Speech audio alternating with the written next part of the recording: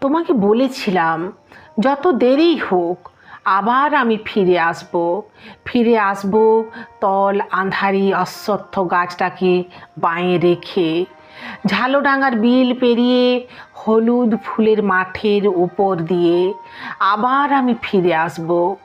আমি তোমাকে বলেছিলাম এই যাওয়াটা কিছু নয়, আবার আমি ফিরে আসব। ডগডগে লালের নেশায় আকাশটাকে মাতিয়ে দিয়ে সূর্য যখন ডুবে যাবে, নৌকার গলুয়ে মাথা রেখে নদীর ছল ছল জলের শব্দ শুনতে শুনতে আবার আমি ফিরে আসব। আমি তোমাকে বলেছিলাম। আজও আমার ফেরা হয়নি।